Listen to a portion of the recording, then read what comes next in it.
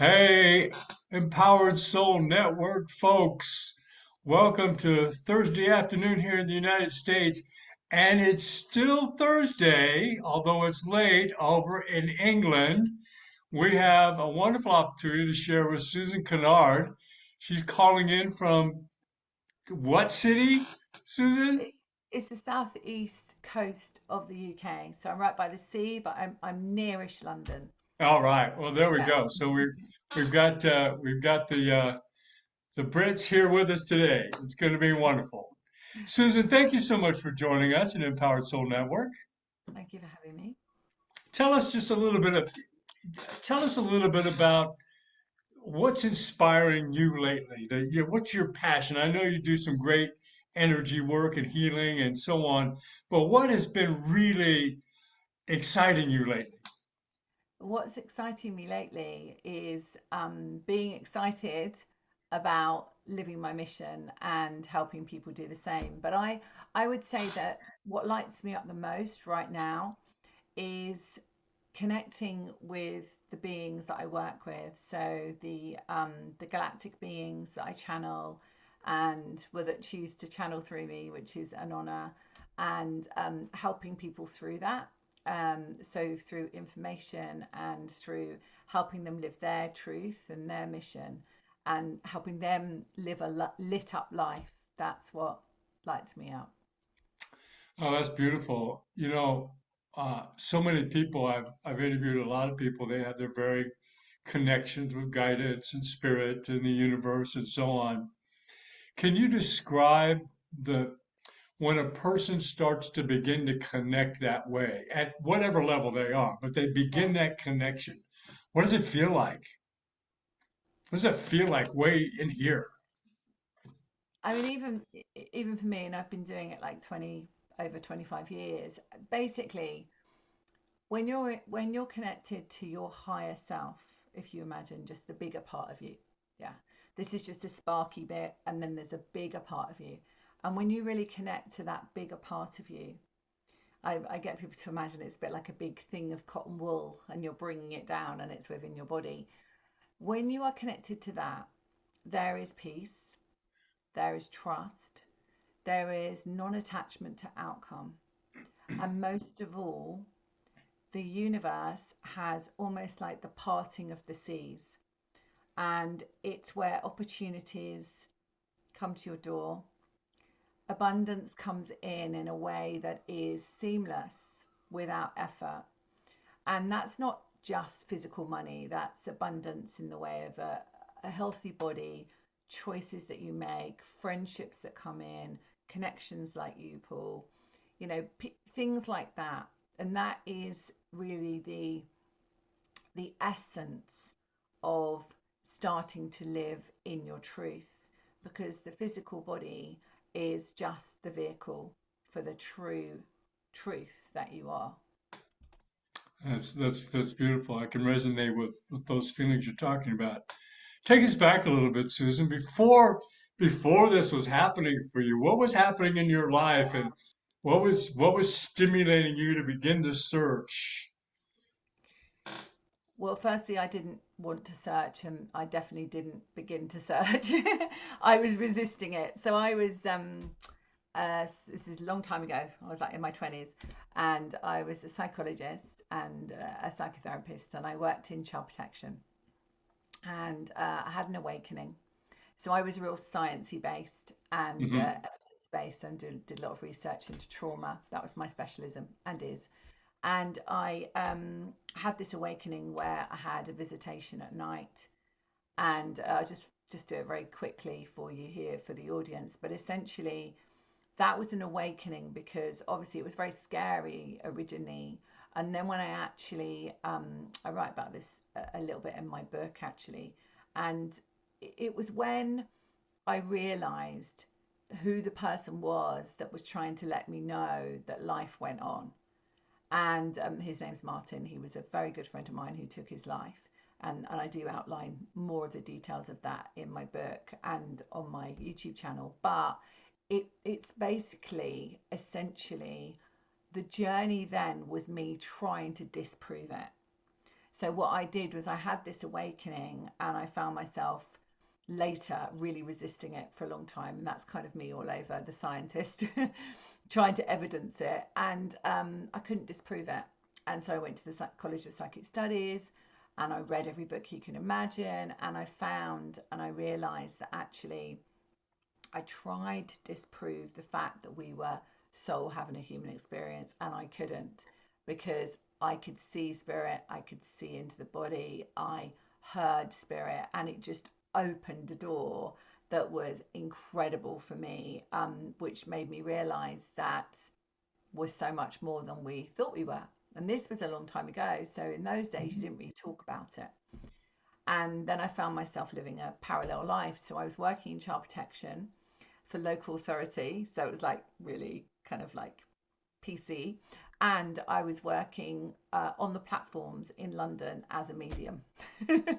So I was like doing this whole parallel life thing. That's my first awakening. So that's kind of that takes me back to the point where it was the first point where I realized I was always interested in the stars and, the moon and nature, but I had no idea who we really were. And at that point, to be honest, that was scratching the surface. What then later, if I can tell you like a pivotal thing that might give other people hope, is that I found myself years later, and it was probably about, well, 16, 17 years ago, I found myself becoming a single parent, and I had two babies to look after. I was working in child protection. I was traveling to get to work. I had these two babies, and I became a single parent. I had no idea how I was going to look after these babies financially, pay the mortgage on the house, and I ended up being in this position. And I remember sitting on my bed, and the babies were, asleep or whatever. And I remember sitting on my bed crying. And because I trusted spirit, I saw my nan, which is my mum's mum, and I saw it out of the corner of my eye, kind of clairvoyantly. And she said, "You will understand later why you need to go through this." And I was like, oh. And in that moment, I just went, okay, I'm going to trust this. I'm going to trust it. And that's when everything opened up. And I started to realize that my frequency was responsible, not in a bad way, but responsible for what I'd attracted into Sure. my experience. And my life transformed in that point, but it was later when I actually came away from saying I was a psychologist and a psychotherapist. This was later. And I said, okay, yeah, I work with spirit, I am a channel. And that's when stepping out of the spiritual closet and the universe opened the doors. And that's when everything changed. So it was kind of like that awakening. It came in stages. You know how it is. Mhm. You have all these kind of awakenings in your life, and you don't realize they're awakenings until you look back at them and go, oh, that was an awakening. But becoming a single parent, and my relationship was a emotionally abusive relationship where I'd given all my power away and kind of lost who I was. And when I look back now and I'm like, who was that woman? Who was that woman that allowed that to happen? But that was just what I needed to experience. And, I really can give women hope that you do not need to stay in a situation like that. And I didn't. And no matter what situation you're in, you are always guided. And you're guided by your higher self, your GPS for your soul, but also your teams around you. And the doors kind of opened, and the media started to happen, and interviews and all of that stuff. And I ended up on national TV talking about trauma and veterans and the work that I did at that time. And it opened the doors to my kind of speaking career. Beautiful. So once you step out of the spiritual closet, you cannot go back. And that's the best thing in the world. But I think, Paul, we're constantly evolving. Sure. And recently, more of the Galactic teams have come in, the Rainbow Galactics, and many of them light language and all sorts of things come through now. I've been working with that for quite a while. And so you're just constantly evolving your journey and your mission, and it's not just set. One part of it was a trauma specialist with veterans and child protection. This part of it is being a channel and assisting people to release their trauma, but Right. to empower them. I'm not the healer, I'm the facilitator. Right. Right. Yeah, So back when you were becoming the single parent, yeah. and Hmm. then you started to have this connection and began to open up, how did you take those beginning connections and apply it to the stresses of taking care of the two babies and so on? Because you are in the middle of the crying, and middle of the diapers, middle of this, middle of that, No sleep. and yet you're feeling the connection, but yet you have to apply it. How did you begin to find yourself making it really down to earth and practical? I started to just do kind of like readings for people. So what I would do is when the babies were in bed, I would do readings for people. So that's how I earned a little bit of money Right, and I was able to do what I loved. But I could only do it when they were in bed. So you can imagine I was all day with my children and then I was working in the evening. But, I look at it and I just go, you can do anything when you need to. And so that was a doorway. That was a doorway of an opening. And right, then I kind of retrained. So later on, I retrained in emotional freedom technique, which I'm sure you know, EFT. And I actually became, a trainer in it all those years ago. And I helped other people learn how to do EFT. And then what was born from that was the processes that I was downloaded.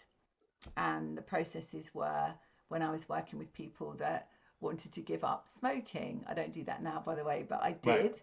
And they'd show me all these processes, and I'm like, oh, okay, I'll do that then. And I tried it with people, and those processes, I didn't need to know anything about the person because they were essentially fifth dimensional processes that I didn't know at the time, right? And that evolved and that evolved. And so people told people about the work I was doing with them. And then I started to work with veterans for free. right, And someone told me once they had, an issue and they were a veteran. And I went, sure, if I can help you, I'll give it a go. And then they told lots of other people that were veterans. And I ended up doing loads and loads of pro bono work for veterans, and I didn't realize how important that was on my journey of understanding, what we actually attract in our early life and how it affects the choices we make in our older life. And from the perspective of raised cortisol and adrenaline, like if we right, look at it from a right, science perspective. So all that kind of like evolved, but it wasn't like overnight, right, but I do feel that people now are souls now are speeding up. So I don't think you need to go through the journey I went through, where I actually didn't have anyone really supporting me with my spiritual journey. right, I right. I did it pretty much on my own. But now there's so much support for people to help them to bring forward their gifts, and there's so many facilitators and it's an amazing time to be on this planet and to be alive. So it's really important to say that Yeah, everyone has a really important reason for being here. yeah, yeah. So if you were to step back and look at people in general, people Yeah, from all walks of life, all cultures, all religious persuasions, whatever, people don't necessarily relate to the way you relate to it, yeah. in terms of galactic spirit and, so on. Maybe they're Catholic, they believe in God and so forth. But what would you say would be an umbrella application for anyone who wants to begin to connect with their awareness of what their spirit is? If they want to connect more with God as a Baptist or a Catholic or a Hindu or whatever, what's that one step that they can begin to take to connect more?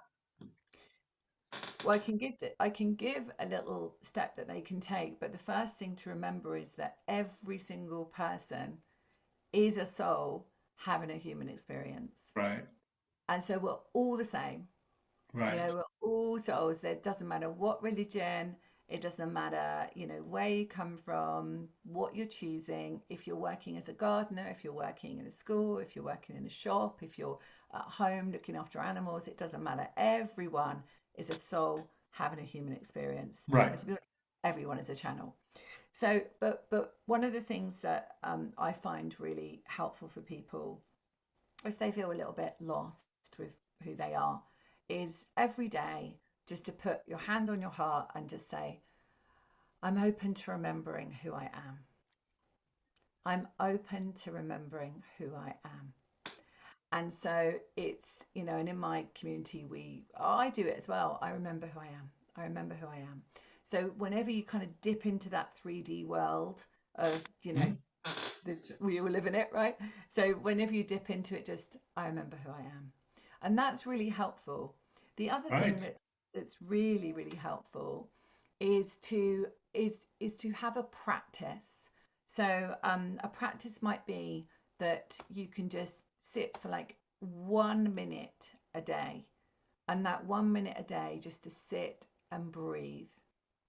And what that does is that helps you come into what we would call our higher self, the Hmm. bigger part, the cotton wool, the bigger part of us.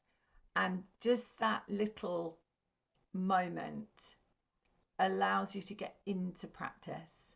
And then you see it starts to open up. And There then you you go. start getting the little nudges and the feathers that you might see, and the triple numbers or the double numbers, and people calling you, and you know that they're calling you, and Beautiful. little opportunities, just bits like that, Yeah, really. no, it's great. Yeah. It's great. I have two-part question here as we Yeah. begin to wrap it up. As you look back on the Susan of 25 years ago, 30 years ago, whatever that is, Yeah. what would the Susan today say to the Susan back then? It's a good question. It's a good question. Um, I think because when I was younger, I kind of was looking outside of myself for love and for recognition through another. I would say you are enough as you are, but I wouldn't change anything that happened. Right. I wouldn't change a thing because it's brought me to who I am today. And my children know me as I am today from all of those experiences. So I would say that just remember that you are enough as you are. Definitely. Beautiful. Good Okay, the other question. part to that is what would the Susan of 25 years ago say about the Susan of today and observing her of today? You got this. Yeah. Beautiful. Beautiful. Thank you so much, Susan, You're for welcome. sharing with us today. This has just been awesome. I love the practicality. I love getting it down to earth and making it useful for anybody, no matter what their backgrounds are. How can Yeah. people get in touch with you? So everything's just my name, Susan Kennard. My YouTube channel is somewhere where you can experience, free healing, free channeling, whatever you fancy. And my website, susankennard.co.uk. But everything is all just my name. So if you just put my name in, you'll find many different ways to see me and connect with me. And you can get my book, Awaken the Light Within Your Heart, on Amazon, and it's on all platforms. So, I recorded it with my voice as well. So, my process is I can take you through with my voice if you like the English accent. And I've got a children's book coming out called The Guardian Wings. That's coming out very soon to help children remember who they are. So, yeah, all those Beautiful. things. Just my name. Just my name. Beautiful. Well, Susan, thank you so much. Empowered Soul Network, we're going to post this in Empowered Soul Network. Facebook has shifted things just a little bit. So we're going to post this. And then, Susan, In the morning, it's her late night over there. In the Mm. morning, she'll add some additional information on her book and other things you can get in touch with. Please comment and reach out to Susan for her insights and wisdom and support. And appreciate you being here today, Susan. Thank you so much. Thank you. Stick around for just a minute. Thank you, Empowered Soul Network. See everybody soon.